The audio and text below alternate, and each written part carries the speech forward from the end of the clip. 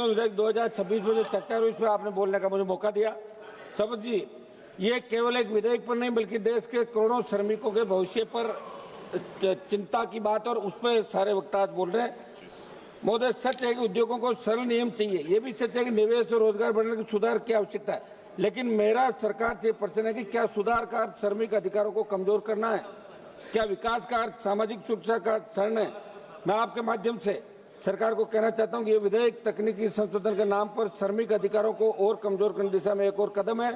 सरकार ये कहती है कि स्पष्टता के लिए, तो देश भर के ट्रेड यूनियन क्यों इसका विरोध कर रहे हैं?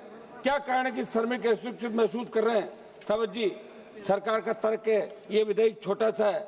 मैं एनडीए सरकार से पूछना चाहता हूँ, ये आकार में छोटा जरूर हो सकता है विधेयक आपका, लेकिन हमारी अर्थव्यवस्था की जो रीढ़ है श्रमिक वर्ग के अधिकारों से जुड़ी बड़ी बड़ी समस्याओं को दरकिनार करता है। इसलिए आप श्रमिकों मौलिक मुद्दे को क्यों छोड़ रहे हैं, जिनके कारण से न केवल श्रमिक वर्ग की पूरा औद्योगिक माहौल असंतुलित हो गया? सावत महोदय, सरकार श्रम कोडों में जो बदलाव लेकर आई है, बड़ी चिंता ये है कि श्रम कोडों में किए गए बदलाव ने श्रमिकों के मौलिक अधिकारों को कमजोर कर दिया। कई श्रमिक समूह अब अपने बुनियादी अधिकारों जैसे सामूहिक सौदेबाजी, उचित वेतन, संरक्षित नौकरी और हड़ताल के अधिकारों को खोते हुए महसूस कर रहे हैं। ये कोई छोटी बात नहीं, इसलिए सरकार को ऐसे बदलाव करने से पहले संविधान की मूल भावना का अध्ययन करने की आवश्यकता है। सावत महोदय, इस विधेयक पर चर्चा करते हुए राजनीतिक मतभेद मैं व्यक्त नहीं कर रहा हूँ, बल्कि संविधान की उस व्याख्या की ओर सदन का ध्यान आकर्षित कर रहा हूँ जिसे समय माननीय सुप्रीम कोर्ट ने समय समय पर स्पष्ट किया है। अनुच्छेद 14 जो हमें समानता का अधिकार देता है, यदि श्रमिकों की परिभाषा संकुचित कर दी जाती है और बड़ी संख्या में कामगार कानूनी सुरक्षा से बाहर हो जाते हैं, समानता के सिद्धांत पर प्रश्न उठता है। सावत महोदय, अनुच्छेद 19(1)(c) जो हमें संघ बनाने की अनुमति देता है, ट्रेड यूनियन बनाना और सामूहिक सौदेबाजी करना मौलिक अधिकार है। यदि हड़ताल के लिए कठोर पूर्व सत्य नोटिस अवधि और दंडात्मक प्रावधान अत्यधिक कड़े किए जाते हैं तो इस अधिकार को व्यवहार में निष्प्रभावी बना देता है। हड़ताल करने का अधिकार मजदूर का हथियार माना जाता है। इसलिए मेरा आग्रह है कि इसमें संशोधन आप करके और नए सिरे से विचार करें। अनुच्छेद 21 जो हमें जीवन और गरिमा का अधिकार देता है, और सुप्रीम कोर्ट ने अनेक निर्णयों में कहा कि जीवन का अर्थ केवल अस्तित्व नहीं बल्कि गरिमापूर्ण जीवन है। नौकरी की सुरक्षा, मनमानी, छटनी और विवाद निवारण में देरी ये गरिमा के अधिकार को प्रभावित करता है। ये विधेयक लाकर संविधान की मूल भावना अनुच्छेद की अवमानना आप लोग कर रहे हैं।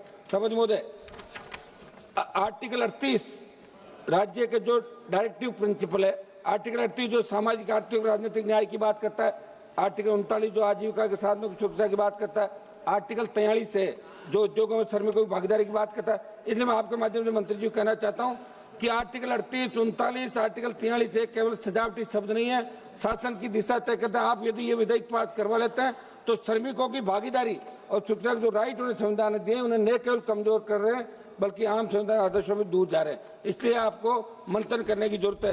सावत महोदय, एक मिनट। सावत महोदय, मैं थोड़ा सा हमारे पे विशेष ध्यान रखें सर। राजस्थान के उद्योगों में सीमेंट फैक्ट्रियां, रिफाइनरी जैसे क्षेत्रों में मजदूरों के हितों की अवहेलना जुड़े कई मामले समय समय पर सामने आते हैं। वहां मौत हो जाती है और अगर वो आंदोलन नहीं करेगा मजदूर तो उसकी बात कोई कॉर्पोरेट और दूसरे लोग नहीं मानेंगे। इसलिए आंदोलन के माध्यम से, हड़ताल के माध्यम से वो उस जो मृतक होता है, दूसरा होता है, उसको न्याय दिलाते हैं, मुआवजा देते हैं। मंत्री जी, मेरे राजस्थान की दूसरी बार को तो श्रम कानूनों में सुधार, श्रमिक पंजीकरण, सामाजिक सुरक्षा योजनाएं और सिलिकोसिस नीति सरकार द्वारा लागू की गई है, लेकिन जमीनी स्तर पर इनके प्रभावी क्रियान्वयन की आवश्यकता है। सबसे ज्यादा भ्रष्टाचार श्रम विभाग कार्यालयों में व्याप्त है।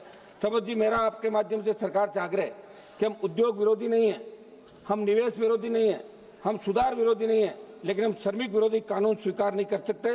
भारत की अर्थव्यवस्था की रीढ़ मजदूर, कर्मचारी, कारखाना कर्मी, संविदा, श्रमिक, गीग वर्कर, इनके अधिकारों की रक्षा करना इस सदन का कर्तव्य है। और कोई भी विकास तभी सार्थक जब न्यायपूर्ण हो, विकास तभी सही है, एक मिनट साहब, जब वे समावेशी हो। मैं सरकार से ये भी आग्रह करता हूँ पुनर्विचार करें, विधेयक को संसदीय स्थायी समिति के पास भेजा जाए, ट्रेड यूनियनों, उद्योग संगठनों, राज्य सरकारों के साथ व्यापक परामर्श किया जाए, हड़ताल और, एक मिनट समाप्त कर रहा हूं, हड़ताल और सामूहिक सौदे में जुड़े प्रावधानों में संतुलन लाया जाए, औद्योगिक न्यायाधिकरणों की समयबद्ध हिसाब में सुनिश्चित की जाए, श्रमिक भागीदारी को वास्तविक रूप दिया जाए। अंत में वित्त मंत्री जी से एक मांग करना चाहता हूँ, मेरे संसदीय क्षेत्र में 3 डॉक्टरों की ESIC डिस्पेंसरी का प्रस्ताव लंबित पड़ा है, जल्द से जल्द आप स्वीकृत दिलाने के निर्देश जारी करें। एक सभापति महोदय, आखिर में मैं कहना चाहूंगा कि उद्योग लग रहे हैं, रिफाइनरी आ रही है, फैक्ट्रियां आ रही है, जगह जगह जमीन आप अधिकृत कर रहे हैं, नौकरियां आप दे नहीं रहे हो, तो मेरा आग्रह कि स्थानीय लोगों को 80% रोजगार का कानून स्टेट बनाए, दिल्ली बनाए, और संविदा कर्मी जो आप लगा रहे हो इनका भविष्य क्या है, क्या फ्यूचर है इनका, इस बारे में भी सरकार को ठोस नीति बनाने की आवश्यकता है। हम इस विधेयक का विरोध करते हैं और इसे वापस भेजना चाहिए।